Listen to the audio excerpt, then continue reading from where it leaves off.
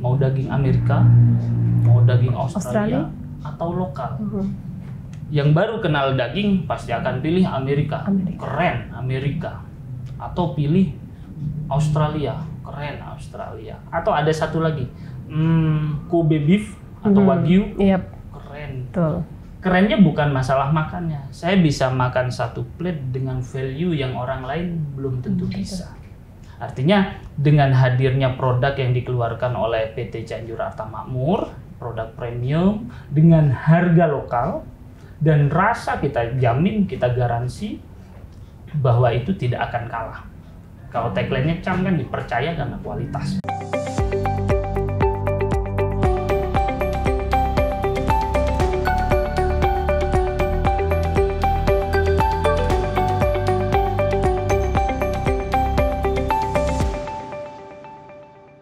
Dalam Business Insight kali ini kita akan berbincang-bincang dengan Pak Saiful Bahri. Pak Saiful Bahri ini adalah CEO Cianjur Arta Makmur atau yang biasa disingkat CAM.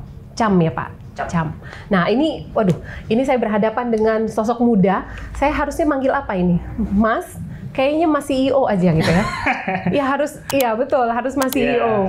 Kalau di panggilan akrab sih Cak Ipul. Cak Ipul, oke Cak Ipul, boleh kita manggil Cak Ipul. Cak Ipul, ini boleh cerita sedikit dong tentang CAM ini, apa sih CAM supaya orang juga paham apa yang dilakukan oleh CAM sebenarnya? Ya, oke, baik, terima kasih Mbak Maria, maaf.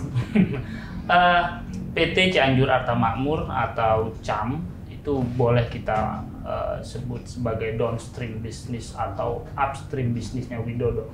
Karena semua bisnisnya Widodo Makmur Group akan bermuara di PT Cianjur Arta Makmur. Oke. Ada 3 kegiatan besar dalam hal ini. Yang pertama adalah kegiatan pemotongan sapi. Kita punya RPH di Cianjur. Kemudian yang kedua ada meat processing atau meat derivative. Kemudian yang ketiga ada tannery industry. Produknya nanti genuine leather. Oke. Banyak ya jadi ya. Jadi banyak. Jadi saya membayangkan kalau di sini masuk sapi, keluarnya macam-macam. Masuk sapi, keluarnya yang pasti daging segar. Oke. Yang halal dan berkualitas. Kemudian produk dari olahan daging. Dalam hal ini ada bakso, ada sosis, ada nugget, ada beef patties, semua produk yang bahan bakunya daging sapi atau daging ayam keluar dari PT CAM.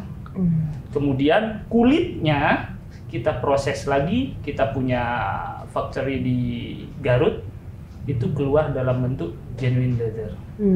Jadi tidak ada yang terbuang.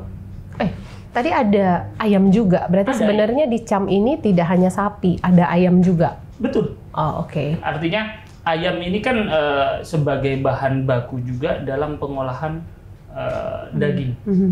Kalau sapinya masuk, keluarnya tetap sebagai daging, atau bentuk lainnya adalah bakso dan sosis. Kemudian produk ayam yang masuk ke CAM, dalam hal ini karkas ya, karkas atau produk lainnya di CAM, keluarnya dalam bentuk nugget, sosis, bakso, sama semua produk.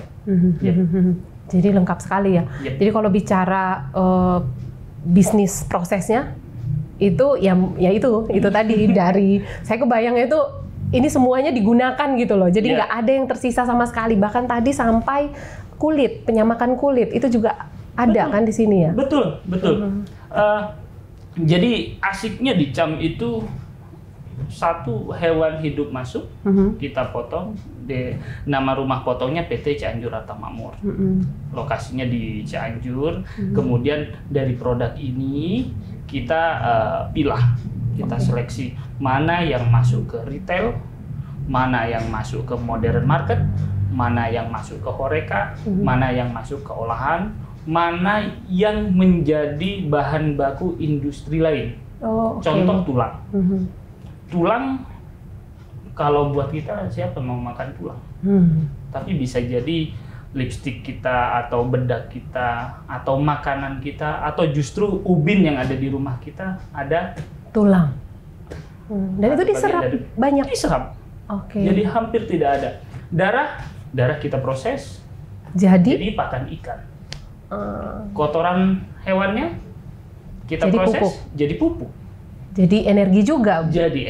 Bisa dipasok juga untuk lini bisnis holding yang lain kan, di bawah holding yang lain. Betul sekali. Termasuk yang sedang kami kembangkan dari limbah-limbah pemotongan hewan, terus limbah dari industri peternakannya sedang dikembangkan untuk produksi CNG. Dalam hal ini nanti untuk pemanas yang kita butuhkan di RPH, untuk pemanas yang kita butuhkan di industri olahan. Oh ya, maaf. Saya kenalkan industri olahannya, namanya PT Prima Widodo Makmur. Itu ada di bawah. Jadi di bawah CAM ini ada berapa? Ada secara garis besar ada 2. Oke. Ada CAM-nya sendiri sebagai induk, kemudian di bawahnya ada PT Prima Widodo Makmur. Concern di industri olahan, kemudian satu lagi PT Garut Makmur Perkasa yang concern di tannery industry. Oh oke. Jadi 2 itu ya. Nah kalau RPH sendiri ada berapa Pak di bawah CAM ini? RPH yang aktif operasi 1. Yang di Garut itu? RPH di Cianjur. Oh di Cianjur ya? RPH di Cianjur kita punya kapasitas produksi harian itu terinstall di 800 ekor per hari. 800 ekor per hari. 800 ekor per hari. Kemudian itu sapi atau? Sapi. Ya. Kemudian di industri olahannya kita sudah terinstall untuk produksi tidak kurang dari 300 ton per hari. 300 ton per bulan. Oke. Itu distribusinya tadi kan ada ke Horeca, ada industri lainnya, macam-macam gitu. Betul. Paling besar itu sebenarnya kemana sih larinya? Oke. Kita mulai dari yang daging. Daging ini spesifik, Bu. Oke. Jadi untuk chilled produk atau produk segar, 84% kita masuk ke modern retail dan Horeca. Kemudian untuk produk frozen-nya kita masuk ke industri. Oke. Lebih dari 92% itu masuk ke industri. Itu di industri daging. Kemudian di olahannya memang sekarang yang sedang berjalan 70% kita masih pasok di general trade atau di pasar becek, kemudian di distributor, dan ini produk sudah menyebar di semua Pulau Jawa. Kita sudah bisa temukan bakso dengan mereknya Java, kemudian sosisnya juga mereknya Java. Betul. Kemudian kita punya produk yang tidak kalah dengan produk lain, ada dendeng. Dendengnya produknya Mintarsih. Ini jadi produk-produk ini kita jamin kualitasnya karena bahan bakunya tidak kita datangkan dari luar, tapi dari internal. Betul. Jadi Pak, kalau saya penasaran tadi 800 ton ya, 800 yang di 800 ekor ya, 800 ekor per hari. Betul.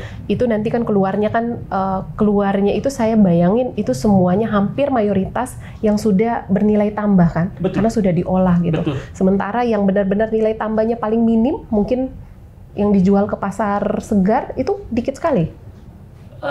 Ini asiknya Mbak. Jadi saya mewakili satu orang dari 52% generasi milenial dan generasi Z. Itu kita makan daging, itu kita pilih nggak dagingnya apa? Kan pengen tahu banget, bukan cuma pengen tahu. Beda dengan zaman dulu ketika daging itu mahal, bisa makan daging itu syukur. Sekarang itu kita makan daging, nanya dulu, ini bagiannya apa? Karena bisa menjelaskan lebih keren makannya. Oh, ini tenderloin loh. Kita gemukkan di kandang kita sendiri, marblingnya sekian. Dengan proses marketing seperti itu, yang aslinya nilai dari produk itu adalah 100 misal, bisa jadi 300. Apalagi kalau sudah ada di plate. Betul. Kita sudah survei beberapa produk premium kita. Contoh yang jadi primadona di kala pandemi ini ada namanya Tomahawk. Tomahawk itu daging yang bentuknya kayak pentungan. Kayak pentungan. Jadi satu piece itu kira-kira 1 kilo. Oke. Itu jadi favorit anak muda. Artinya kalau dulu saya harus makan itu harus bayar 600 sampai 800 ribu di atas plate. Kita jual itu dengan harga retail. Jadi berebut ini barang. Wah, makan sambil foto, masak sendiri, apalagi Instagram bisa masak daging pakai garam aja. Tidak pakai garam aja daging enak. Apalagi sudah zamannya update status. Wah, keren nih. Nah, saya jadi membayangkan begini loh. Selama ini kan kalau kita ke restoran, kita pesan steak misalnya, betul. Ya, itu kita pasti akan ditanya mau steak yang ini kan, betul. Yang Australia kah, gitu kan, gitu yang lokal. Kadang-kadang kita punya lebih tertarik untuk pesan yang impor, betul. Seolah-olah bahwa yang impor itu selalu yang paling enak. Padahal sebenarnya tadi diceritain Cak Ipul sendiri bahwa kita punya gitu kan, dan kualitasnya juga nggak kalah. Betul. Oke. Memang ada 3 pilihan biasanya kalau kita makan di restoran. Mau daging Amerika, mau daging Australia. Atau lokal. Yang baru kenal daging pasti akan pilih Amerika. Keren Amerika. Atau pilih Australia, keren Australia. Atau ada satu lagi, Kobe beef atau Wagyu, keren. Betul. Kerennya bukan masalah makannya. Saya bisa makan satu plate dengan value yang orang lain belum tentu bisa. Artinya dengan hadirnya produk yang dikeluarkan oleh PT Cianjur Arta Makmur, produk premium dengan harga lokal dan rasa kita jamin, kita garansi bahwa itu tidak akan kalah. Kalau tagline-nya CAM kan dipercaya karena kualitas. Dipercaya karena kualitas. Artinya kita jamin benar-benar itu kualitas sampai di atas piring itu sesuai dengan ekspektasi atau bahkan di atas ekspektasi konsumen. Apalagi tahu sendiri bahwa ini dikasih makannya apa, ya kan? Betul. Dari sapi itu dikasih makannya apa, perlakuannya seperti apa di kandang, itu kan menentukan. Jadi betul. Ini semacam satu terintegrasi. Betul. Gitu ya. Kami menyiapkan semacam customer journey untuk produk. Jadi kita undang semua customer yang misal Horeca ya, karena mereka butuh detail terkait produk. Kita ajak lihat sapinya, sapi yang saya kirim ke Bapak atau ke customer A, ini sapinya. Breednya kita breed khusus. Jadi kalau di kandang Widodo Makmur atau di Pasir Tengah itu kan ada beberapa macam breed. Ada yang memang ke pasar dijual dalam bentuk hidup, ada yang memang kita siapkan untuk internal. Sapinya sama persis dengan yang dipotong di Australia. Kualitasnya kita jamin karena kita potong sendiri. Handlingnya sudah terjamin. Artinya untuk edit value, kembali ke pertanyaan yang tadi, tidak ada kemudian produk yang dapatnya itu kecil banget. Kalau bahasa kecil banget itu ya mungkin di produk-produk tulang, Bu ya. Karena artinya di industri ini tulang itu bukan komoditi utamanya. Tapi kalau daging itu edit value-nya ya cukup besar, terutama yang custom produk, rib eye steak, kemudian New York cut, Tomahawk, atau ada pilihan pasti kalau kita makan mau tenderloin atau sirloin. Ya, saya pernah test case di beberapa restoran. Mau impor atau lokal? Kalau impor saya dapat benefit apa? Kalau lokal dapat benefit apa? Harganya aja sih beda. Ukurannya sama. Kalau rasa, karena saya biasa makan daging tanpa bumbu, ya pasti pesen yang lokal. Nanti kalau alot ya tinggal di komplain. Kalau daging kami yang masuk ke Horeca ya kita garansi tidak ada namanya daging alot atau tidak ada yang juicy, tidak ada yang tender. Semua sudah kita jamin. Nah, jadi tadi Pak kembali kalau dari tadi distribusinya itu yang paling besar ke dalam bentuk tadi olahan. Betul. Itu berapa persen? Dari satu ekor sapi itu menghasilkan karkas kita ambil rataan di 50. Artinya satu ekor sapi hidup beratnya 500 kilo, keluar karkas 50%, artinya 250 kg. Kemudian akan keluar daging kira-kira 65% dari karkas. Oke, 65% dari karkas. Kira-kira 185 atau 170. Nah, dari 170 kilo ini yang masuk ke edit, yang ke value-nya tertinggi itu tidak kurang dari 20%. Yang tertinggi. Kemudian 60% ada di medium, kemudian sisanya ada di paling low. Tapi tetap tidak ada yang namanya harga beli kita, harga jual kita di bawah proses, di bawah harga proses yang sudah kita lakukan. Jadi semuanya jadi uang. Iya benar. Jadi nggak ada yang tersisa gitu yang kan? Yang hampir bahasanya yang impas geser ke sebelah, olah jadi bakso, naik lagi.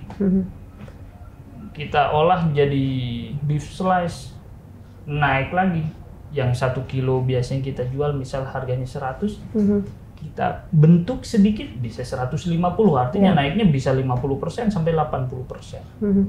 Kalau bicara market untuk daging sendiri itu kayak apa sih kalau secara umum? Market daging kalau kita lihat datanya tidak pernah mati, Mbak ya. Iya. Jadi konsumsi naik terus. Di 5 tahun terakhir misalnya, kita itu rataan kebutuhan itu range-nya 500 sampai 700. Di 2020 ini ada yang sampaikan 650 atau 700.000 ton kebutuhannya. Kemudian di internal atau di domestik produksinya baru mencapai kisaran angka 400.000 ton. Artinya masih ada gap 250 sampai 300.000 ton.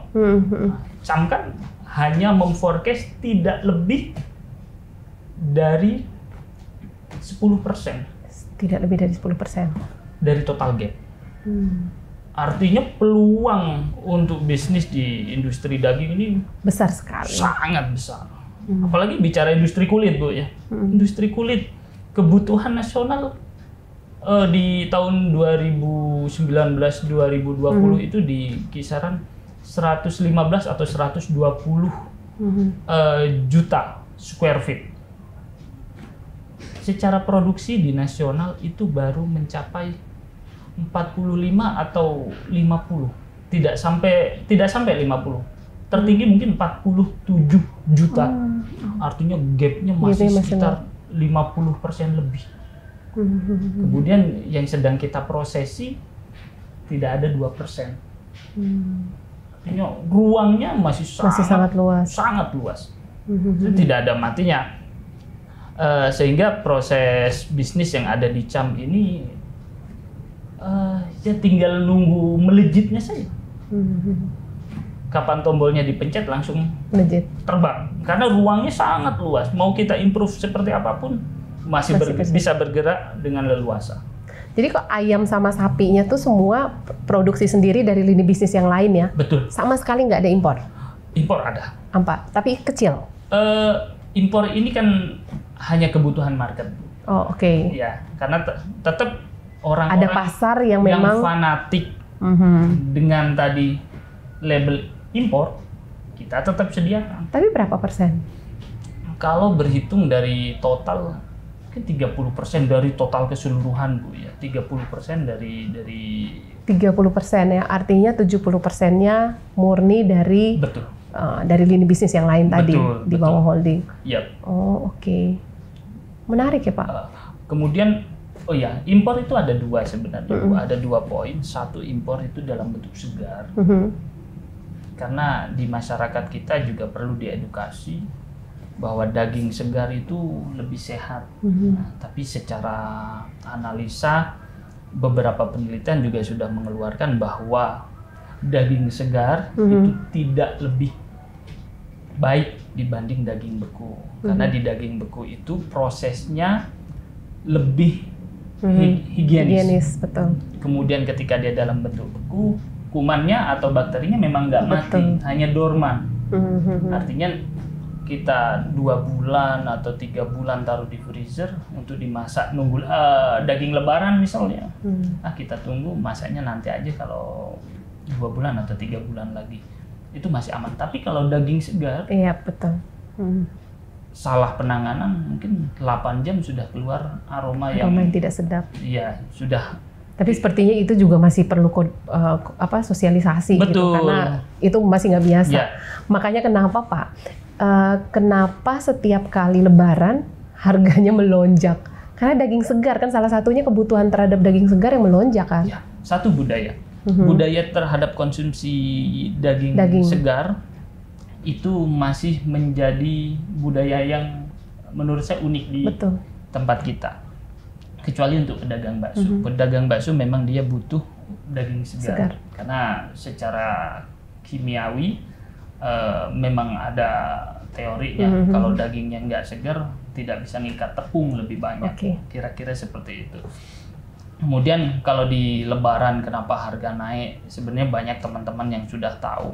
Kalau di normal begini Bu ya, semuanya bisa jadi uang. Kulit, jeruan, semua jadi uang. Tapi ketika Lebaran, yang orang biasanya makan babatnya, nggak mau makan babat dong. Cari daging. Setahun sekali ini saya pengennya makan daging. Artinya barang yang harusnya jadi uang ngendap. Jadi tidak melulu kemudian harganya naik. Jadi ini ya hukum alam di bisnis sapi. Iya. Nah Pak, kalau dilihat nih ya, berarti bisnis yang dijalankan CAM ini sangat bergantung juga ke inovasi teknologi. Betul kan? Nah, karena bukan pengolahan macam-macam nih. Nah, kira-kira ke depan itu ada inovasi teknologi termasuk juga produk. Kan pasti juga akan ke depan akan ada inovasi produk yang lain. Seperti apa? Saya ini tahun ini bulan Juli, umur saya pas 33 tahun. Makanya wajar dipanggil Mas CEO. Di tim saya tidak ada yang umurnya di atas 40. Semua masih kaum milenial. Artinya ide gilanya sangat banyak. Segila apa tuh Pak? Bisa diceritakan. Tahun ini kita mau bikin produk jumlahnya tidak kurang dari 600 sampai 700 produk. Yang 80% kita masih belum punya ide namanya, tapi barangnya sudah ada. 600 sampai 700. Betul. Artinya inovasi itu kan tidak merubah semuanya, hanya merubah sekelumit. Hanya sedikit banget yang kita rubah. Contoh, ada orang makan sate, potongan sate kan kecil-kecil. Sekarang sate yang lagi ngetren, sate yang gede-gede, 3 tusuk, 1 tusuk 3 biji, tapi bisa untuk makan 4 orang. Kan bukan orang tua yang ngeluarin idenya. Artinya kalau inovasi ini selama bahan bakunya ini ada, nanti sore juga akan keluar produk baru dengan rasa yang baru, even barangnya sama. Contoh lagi, ada namanya daging itu tadi saya ngomong tomahawk, ada T-bone, kan dia ada 3 bagian. Kita ambil bagian satu aja kita jual, ini sudah beda value, bisa lebih naik. Buntut, buntut.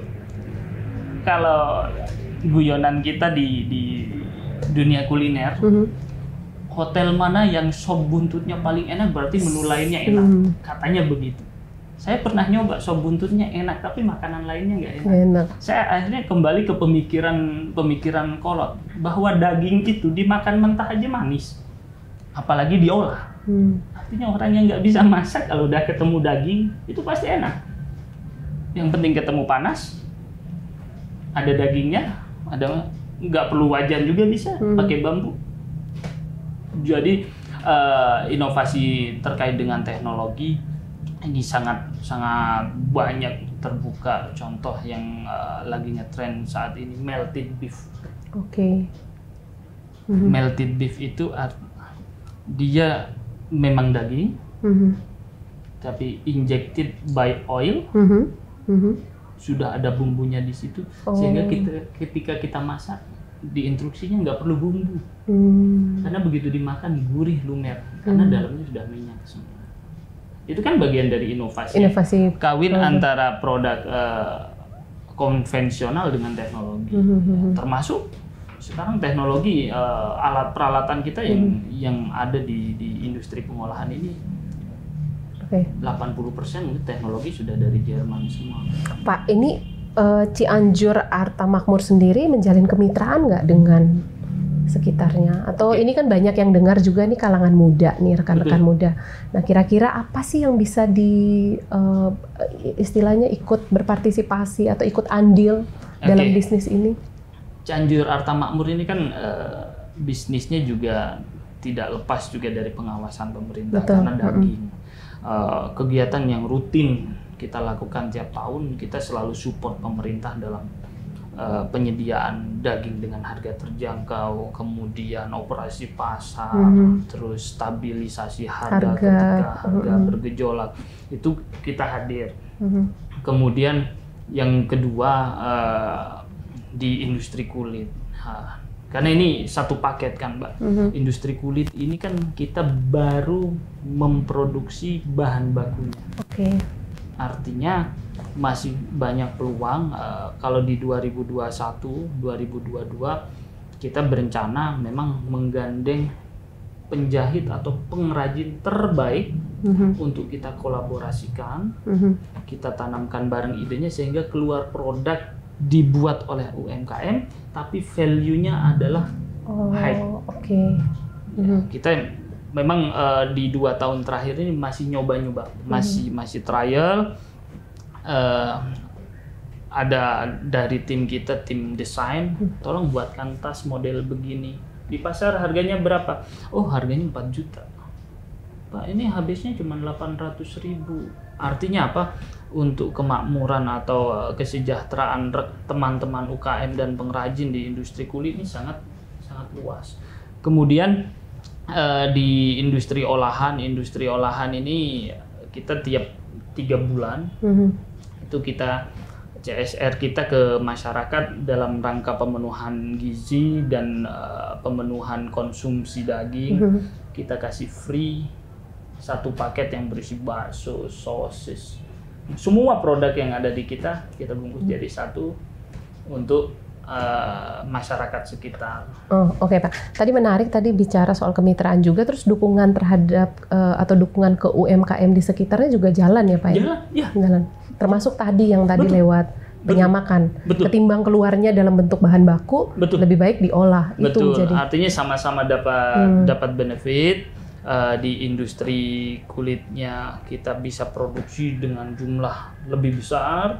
Kemudian rekan-rekan UMKM ini tidak perlu berpikir terkait dengan modal yang besar, karena kan mereka harus beli bahan bakunya kita siapkan, tempatnya kita siapkan, kemudian mereka berekspresi dengan produknya, produk nanti kita jual bareng atau seperti apa. Hasilnya ini sejalan juga dengan target besar atau mimpi besar holding yang memang membangun entrepreneur muda gitu ya. Betul. Kalau di holding kan di ulang tahunnya yang ke-20 atau ke-21 kita pernah bikin tagline bahwa Widodo Makmur ini akan jadi jembatan kesejahteraan petani. Memang nilai lebih dari Widodo Makmur ini ya karena concern kita tidak melulu fokus ke industri yang kita bangun, tapi masyarakat sekitar dan UMKM pendukung untuk berkembang bareng. Betul. Ya. Nah, rencana ke depan, Pak, ini mungkin menjadi penutup ya. Rencana ke depan seperti apa? Oke, rencana ke depan. Industri daging ini saya yakin tidak akan ada matinya dengan jumlah penduduk sekarang 270,2 juta. Dengan konsumsi daging 2,7-2,9 per tahun. Artinya masih sangat banyak peluang, apalagi pemerintah juga program-program untuk kesejahteraan masyarakat juga sangat mendukung. Artinya forecast di 2021-2022 daging ini bukan lagi menjadi barang yang sulit untuk dijangkau. Kemudian di sisi industri tentunya inovasi produk menjadi kunci. Karena kalau hari ini keluar produk A, bisa jadi nanti sore, nggak harus nunggu besok atau besok lusa akan keluar produk B. Nah, sebetulnya kita juga sudah punya tim R&D yang cukup kuat untuk menangkap peluang-peluang pasar. Tim sales dan marketing kita orang-orang muda, artinya untuk berbaur dengan pasar yang sekarang ini sangatlah mudah. Betul. Kalau dulu harus upload something di TV dengan 40 detik sekian miliar, sekarang semua karyawan adalah sales. Ketika kita ada program nih daging gratis, tolong masak di rumah, review, kita upload bareng, artinya bisa nge-boom bareng. Di CAM sendiri kita ada 460 orang, artinya kalau semua bergerak bareng, tentunya akan menjadi sangat asik. Kemudian langkah kita untuk lingkungan, ya kita tetap fokus pada pendidikan, kemudian kesehatan dan keagamaan. Itu yang memang tidak pernah lepas di lingkarannya CAM. Artinya semua program yang berkaitan dengan pendidikan, keagamaan, kemudian kesehatan, kita support full. Karena kita tidak bisa berkembang sendiri tanpa adanya supporting dari kanan kiri. Ya. Nah, mungkin bisa disampaikan apa harapan ini dari CEO muda, yang paling muda, apa harapan untuk rekan-rekan muda di Indonesia mungkin terkait dengan bisnis ini secara keseluruhan? Ada peluang yang bisa dimanfaatkan atau seperti apa? Silakan, Pak. Untuk rekan-rekan muda, jadi tidak menutup kemungkinan kita ini umur itu hanya hitungan saja. Sebenarnya jumlah atau konten dalam umur itu tergantung bagaimana perspektif kita ke depan, kemudian ide-ide yang bisa kita eksekusi. Sangat banyak peluang di industri daging ini, hampir sama halnya dengan industri kopi yang dalam 2 tahun terakhir ini menjadi booming. Jadi kayak berlian tiba-tiba jatuh dari atas gitu. Industri daging sama halnya. Apalagi dengan kemudahan kita bertransaksi, orangnya di mana, yang masak siapa, tiba-tiba ada di depan pintu. Itu peluang yang sangat besar. Artinya semua insan-insan muda bisa duduk manis di mejanya, hanya punya kompor, bisa jualan daging, atau punya kulkas kecil, bisa support UMKM yang ada di sekitar. Artinya kewajiban kita insan muda adalah membentuk generasi bangsa yang cerdas dengan memenuhi kebutuhan protein hewaninya. Dengan harga terjangkau, dengan kualitas terbaik, dan kita jamin kehalalannya. Itu yang terpenting kalau di Indonesia. PT CAM siap untuk berkembang bersama rekan-rekan muda atau insan-insan muda yang ada di Indonesia. Iya, terima kasih sekali lagi. Tidak terasa kita sampai ke penghujung acara, ngobrolnya seru banget. Tidak terasa ya? Tidak terasa, Pak. Memang banyak sekali insight yang saya yakin diperoleh juga oleh rekan-rekan muda se-Indonesia, karena mereka banyak tadi mendengar secara langsung dari CEO-nya juga anak muda dengan ide-ide gila tadi ya, Pak. Bayangkan dalam tahun ini aja ada rencana untuk menelurkan 600 sampai 700 produk baru dari daging gitu. Jadi kebayangkan betapa potensi di industri daging ini sangat luar biasa besar. Kami berharap tayangan ini berguna dan bermanfaat bagi rekan-rekan muda yang menonton. Salam sukses dan sehat selalu. Terima kasih.